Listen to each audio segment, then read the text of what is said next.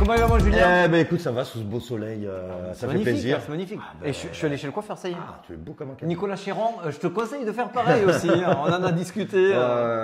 Bon, bah, écoutez, bienvenue à tous. Bon week-end prolongé pour tous ceux qui ont pris quelques moments off. Et c'est un peu ce qu'on voulait vous raconter aujourd'hui. Il y en a beaucoup qui viennent de Twitter encore, qui nous rejoignent. S'il vous plaît, abonnez-vous. Nous, ça nous aide à être mieux référencés et on va partager pas mal de choses. Pas mal de choses aujourd'hui encore. Oui, Hein. tout à fait, tout à fait. Et donc, du coup, vous aurez Julien pour les fondamentaux. Ouais, et Alex, côté technique. Donc, c'est parti. Allez, c'est parti. Récap de la semaine.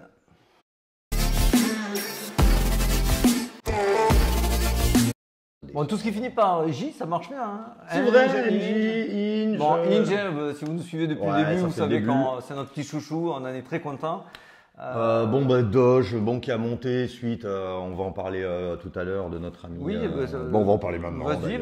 Bon, en fait, c'est très simple. Il nous avait calé, vous l'avez tous vu. Vous êtes allé sur votre ordi, vous avez mis Twitter, boum. Qu'est-ce qu'il y avait? Au lieu du petit pouce bleu, nous avons vu une tête de chien qui, forcément, a fait penser à Doge. C'est normal. Donc forcément c'est monté, boum, gros pump, etc. Et derrière, on le retire. Et ça redump. Alors c'est fou quand même parce qu'il a quand même 258 milliards. Il allait voir un juge justement pour un peu l'adoucir en disant non, il va falloir qu'on trouve un arrangement. Mais c'est vrai que ça fait beaucoup de manipulation. Ça fait beaucoup de manipulation parce que celle-là elle est belle. Hein. Ouais. En effet on en a parlé ce matin, il m'a dit t'as encore tes doges et tout. Je fais oui. Moi je me suis... je vais te faire réagir là. C'est marrant aussi, tu vois, ça j'en ai parlé à ma copine. Le white paper. Le white paper qui est dans tous les Macs. Alors le white paper, ceux qui ne savent pas, c'est les statuts. C'est les statuts, la fonctionnalité, etc. Et il était dans tous les Macs. Dans tous les Macs, ouais. Il fallait bien le trouver. Hein. Je crois que c'est un mec sur Twitter qui a réussi à déceler le truc. Et c'est assez rigolo quand même que le white paper du Bitcoin est sur tous les Macs récents. Alors moi je me disais, est-ce que ce serait pas Steve Jobs, Satoshi Nakamoto? Dites-nous ce que vous en pensez. Qui pourrait être insider? Voilà, on ne sait pas, mais c'est étonnant que ça soit mis sur tous les Macs. Tiens, regarde Binance qui a encore un petit peu sous le feu. Alors là, cette fois-ci, c'est la CFTC. Alors bon, pour ceux qui sont pas au courant, il y a deux organismes qui s'occupent de gérer un petit peu les commodities et les securities. C'est la SEC et la CFTC. La CFTC, c'est plutôt les commodities, donc ça va être plutôt ce qui est des produits de ressources naturelles, agricoles, produits finis. Et les sécurités, c'est plutôt des produits financiers. Alors c'est pour résumer grossièrement, hein, venez pas me taper dessus, mais la traduction française n'existe pas réellement. Donc c'est des assemblages de plusieurs produits. On n'a pas l'équivalent en France. Donc c'est pour ça qu'on se dit la CFTC, mais c'est quoi par rapport à la SEC? Bon, mais là du coup la CFTC s'attaque elle aussi à Binance. Alors il y a une fuite qui circule aussi, on en parlait juste avant. Interpol ne recherche pas activement CZ de Binance, c'est faux. Mais voilà, donc forcément, il accuse un peu le coup. Si vous avez du BNB, vous voyez qu'il bouge pas trop, etc. C'est un peu normal. Il y a un peu une fuite de capitaux de Binance. Il y en a qui ont peur. 16% de perte de part de marché. Rassurez-vous, Binance, c'est du costaud. C'est le plus gros. Donc Binance est sous le coup parce que c'est le leader. Il est attaqué, bien sûr, mais parce qu'en plus, il est plutôt asiatique. Leur plateforme, les Américains le ciblent plus particulièrement. Donc voilà, c'est classique. Mais il a toujours 54% des parts de marché, ce qui est juste énorme. C'est juste qu'il a perdu aussi via Upbit, un nouvel exchange que je ne connaissais pas et qui est apparu il n'y a pas si longtemps, qui prend beaucoup d'ampleur, qui a déjà dépassé Coinbase. Tiens, regarde, Banque de France, ça faisait longtemps, dis donc. Qu'est-ce qu'il nous a raconté il se secoue pour dire. C'est bien. Non, il faut montrer qu'ils sont là, qu'ils ne sont pas payés pour ne rien faire. Il nous a fait comme le Crédit Mutuel. C'est la mort si vous touchez à ça. Alors en fait, la Banque de France s'est dit une idée lumineuse, parce que comme il fait beau en ce moment, ils sont touchés par beaucoup d'idées lumineuses. Qu'il faudrait quand même qu'il y ait un KYC sur les wallets à destination de la DeFi. Alors pour traduire ceux qui n'ont pas compris. Donc il faudrait qu'on puisse identifier tous ceux qui se sont créés un portefeuille pour aller faire des transactions sur la finance décentralisée. Et qu'on rajoute le selfie. Et bien d'abord, j'ai envie de leur dire bon courage. J'y ai pensé aussi, je me suis dit, allez chercher tous les mecs, tous les wallets de défi. Franchement, c'est un beau défi. Voilà. Alors, de deux choses l'une, soit c'est une idée de boomer et on s'y connaît en boomer. Soit ils sont pas si stupides que cela et c'est téléguidé encore et une fois, encore et toujours pour déstabiliser l'univers crypto, parce que la France nous montre qu'elle est de moins en moins crypto-friendly, si jamais elle avait été. Et pourtant, Macron dit, on espère être le nouveau hub blockchain. Enfin, c'est là où vous voyez, vous avez compris. Macron aurait dit un truc et ce serait contredit encore. C'est dingue ça. Il est comme ça. On a dit qu'on parlait pas des retraites. Ouais, on n'a parlé pas des retraites et de l'homme Non, mais ce qui est magnifique chez nos bras cassés, chez les gens de la Banque de France, c'est que dans le même moment, c'est Asher qui l'avait publié ça. Donc vous avez le Trésor américain qui, eux, publie quelque chose de totalement différent. Parce qu'en fait, je suis allé un peu vite. Parce qu'en fait, eux, ils légitiment la Banque de France dans cette envie d'être moins transparent. C'est pour lutter contre le blanchiment de capitaux et de financement de terrorisme. Alors, donc, si vous avez des wallets, vous êtes probablement des terroristes ou des grands vendeurs de drogue internationaux. C'est toujours cet adage. Dès qu'on ne peut pas contrôler et qu'on veut faire plus autoritaire, on agite le spectre du terrorisme. Oui, Monsieur Darmanin, si vous nous écoutez, à ce moment, c'est l'écoterrorisme qui est maintenant très en vogue. Bon, on s'écarte du sujet. Donc, ok, c'est des terroristes. Bon, ce qui compte, c'est qu'au niveau du timing, c'est pas bon, puisque dans la même journée, mais le Trésor américain publie que non, ben là, on a quand même bien tout vérifié. Pour l'instant, la prolifération du terrorisme, c'est vraiment dû aux monnaies fiat et au marché traditionnel et banques traditionnelles. Monnaie fiat, dollar, euro. Currency and other traditional assets as opposed to virtual assets. Et bim, Banque de France. Ouais. Mais bon, vous inquiétez pas, ils sont pas si incompétents que cela. C'est que tout ça, c'est téléguidé, je me doute bien. Ça, c'est un peu plus marrant. Alors ça, tu me l'as appris, je ne l'ai même pas vu passer. Et pourtant, toi, t'aimes bien la cachaça et tout ça. Là. J'adore le Brésil. Non, je rigole. Mais oui, en même temps, c'est génial. Donc voilà, tous les Brésiliens qui nous écoutent, s'il y en a au moins un qui se manifeste. Tu nous fais une démonstration capoeira Non. Plus tard. Alors pour être plus sérieux, en fait, c'est une des plus grosses banques brésiliennes, à savoir la BTG. T'as vu, j'ai bien travaillé. BTG, qui va émettre son premier stablecoin. Qui va émettre le premier stablecoin adossé à une banque. Ce qui est une première. Ça, c'est super intéressant. C'est-à-dire que s'il y a un problème de DPEG, c'est la banque qui, derrière, assurera le REPEG. Ce qui n'est pas du tout le cas aujourd'hui. C'est assuré par des organismes financiers adossés à la crypto et non pas adossés au monde traditionnel. Ce stablecoin s'appellera BTG comme le nom de la banque et sera adossé au dollar. Donc ça quand même, c'est très bien. C'est hyper positif. On c'est en a un très gros parlé. pays, il y a du monde. Mais dans la mass adoption, cette information, elle est quand même massive. Ouais. Et on vient un petit peu un titre qu'on vous a donné, donc à savoir où en est-on avec le dollar vert. Est-ce que l'hégémonie du dollar vert est remise en cause? Pourquoi ça pourrait être aussi une news un petit peu catalysante? Je te laisse. Il y a quand même des virages qui sont en train d'être effectués sous nos yeux en ce moment. Notamment, c'est initié par la BRICS. Alors la BRICS, on vous le rappelle, c'est le Brésil, la Russie, Inde. C'est Chine. Et A. Allez, je te donne un indice. Ils sont super bons au rugby. South Africa. Exactement, l'Afrique du Sud. Ça, je me suis sorti. Merci de m'avoir aidé. J'ai entendu là dans l'oreillette. Merci les gars. Donc en fait, eux, ça y est, ils veulent vraiment déstabiliser le dollar. Ils veulent favoriser d'autres monnaies et bien sûr le yuan. La Russie n'attend que ça. Si on regarde d'ailleurs, on a même vu l'Arabie Saoudite qui veut les rejoindre. Qui veut les rejoindre. C'est assez incroyable. Alors l'Arabie Saoudite, par contre, c'est un coup de bluff. C'est des très bons joueurs de poker. Il faut le savoir. Donc, je pense qu'il y a un gros coup de bluff pour mettre un petit peu de pression en baissant le prix en augmentant le prix du pétrole avec l'OPEP. Donc, ils veulent maintenir une pression. Ce qui est sûr, en tout cas, c'est que sur les marchés russes, depuis 2 mois, c'est du jamais vu, on échange plus de yuan que de... Tu suis plus plus de dollars. Plus de dollars. Mais oui, puisque c'est vrai qu'on voit en plus la Chine qui a demandé aux pays asiatiques de voir si on pouvait plus commercer encore en yuan. On voit que le yuan commence à prendre... Ça, c'est Cryptos qui le titre. Les pays d'Asie du Sud-Est souhaitent limiter leur exposition au dollar et à l'euro. Alors pourquoi on vous en parle? C'est pas parce qu'on s'est dit, tiens, on va passer pour des économistes aujourd'hui.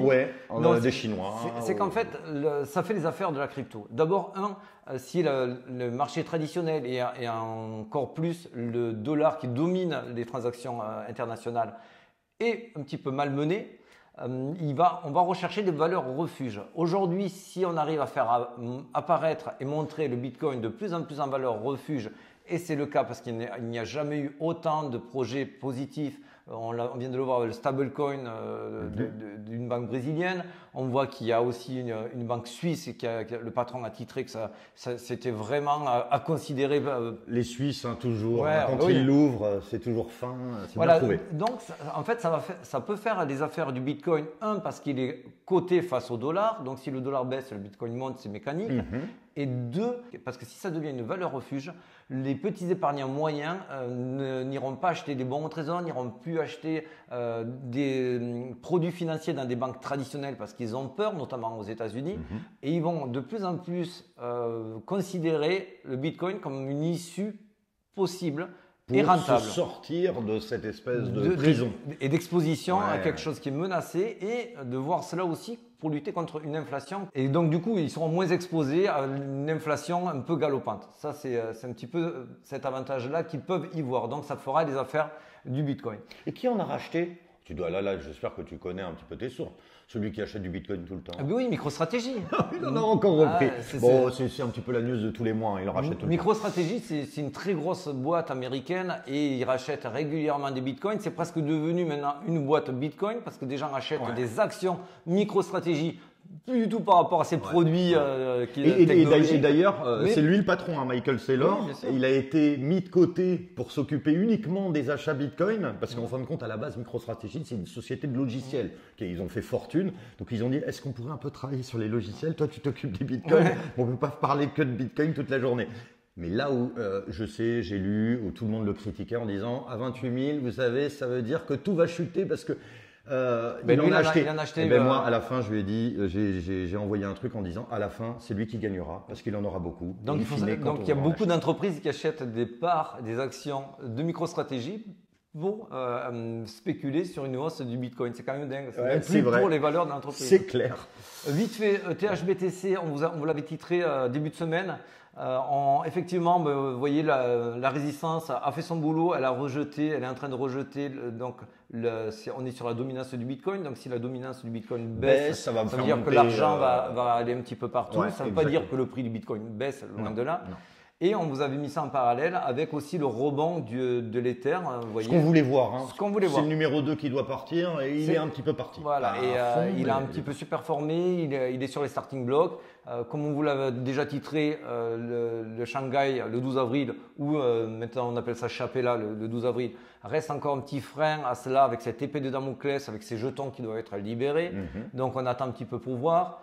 Mais voilà, donc on vous l'avait bien annoncé cette histoire, ça se passe bien, donc on va peut-être commencer à se délaisser en Bitcoin pour se exposer oui, tout à fait. Bon, mais on va passer direct à l'analyse Bitcoin, vous allez voir, ça va être court mais très intéressant. Allez. Bref mais intense, c'est parti. C'est parti.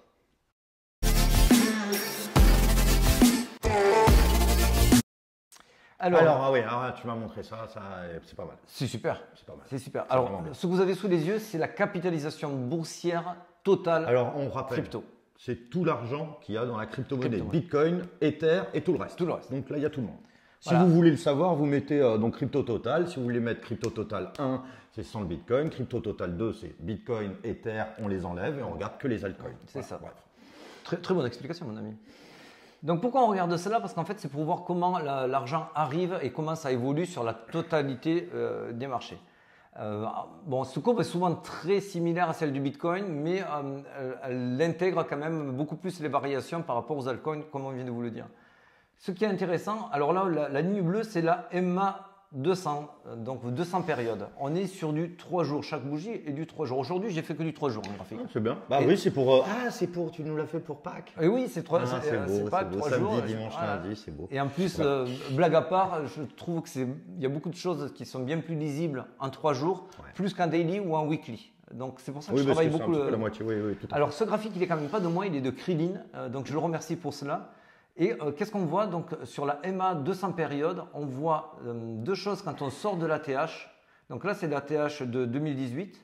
On sort de l'ATH, on est en bear market. On voit qu'on vient taper 2 fois, on le reteste 2 fois cette fameuse MA 200. Et la troisième, on casse vers le bas. On casse vers le bas, on fait une consolidation. Vous la voyez, c'est le cadre vert, c'est le 2 ici. On fait une consolidation et c'est une consolidation avant chute. Ça a chuté, ça remonte et là on refait une consolidation cette fois-ci sous le support qui était initialement mis, qui devient résistance. Donc on consolide. Pourquoi faire? Pour pumper derrière.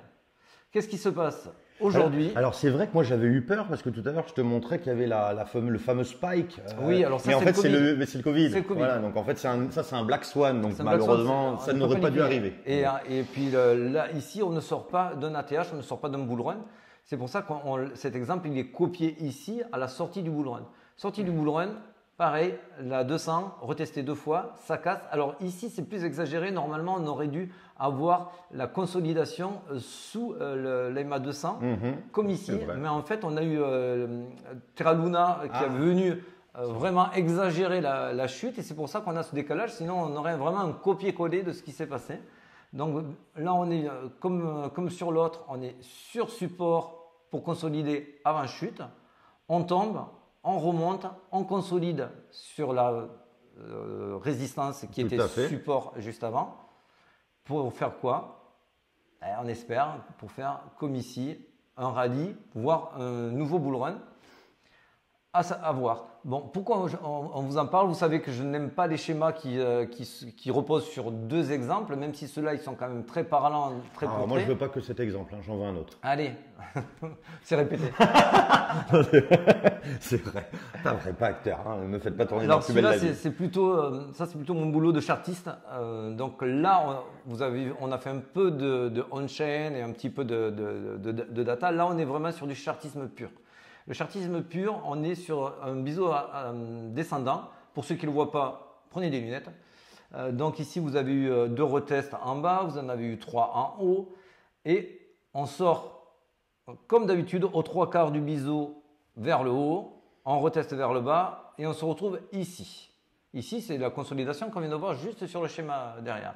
Bon, qu'est-ce qu'on l'école vous apprend? L'école vous apprend que ça fait très professeur. Hein.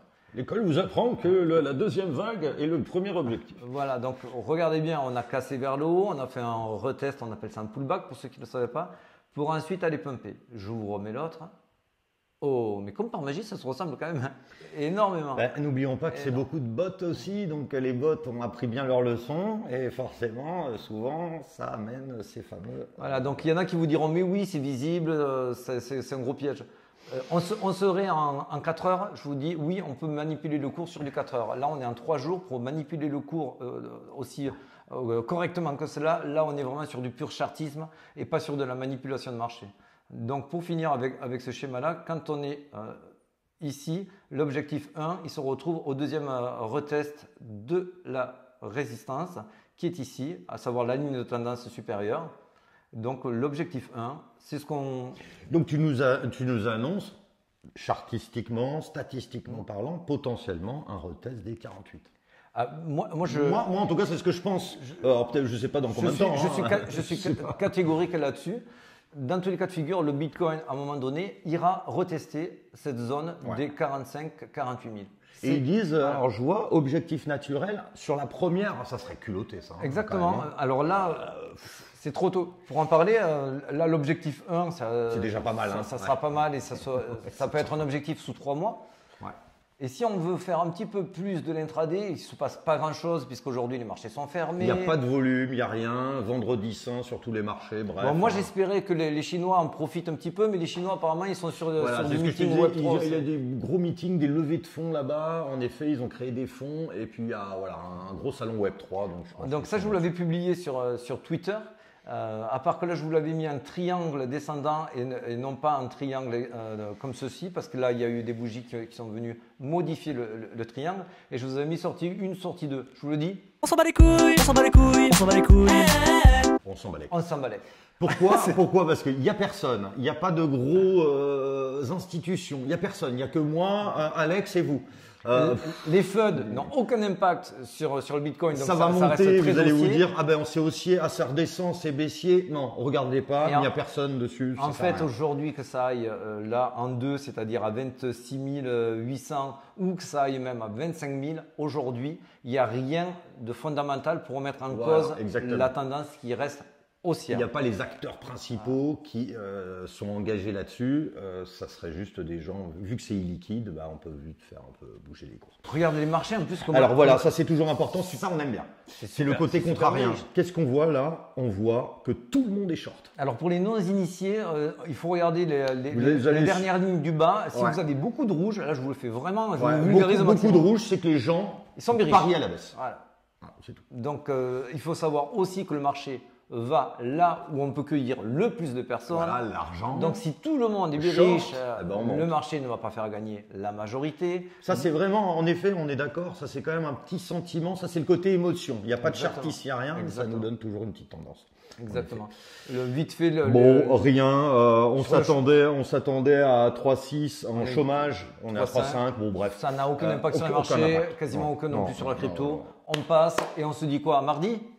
Et ouais, Les gars, on profite. Hein. profitez. Ouais, Profitez, hein. vous coupez tout, ça sert à rien de Parce que regarder. nous aussi on va profiter. Ben non, on va profiter. Allez, On ciao. vous racontera Ciao, notre les amis. petite épopée lundi. Grave. Bise, ciao.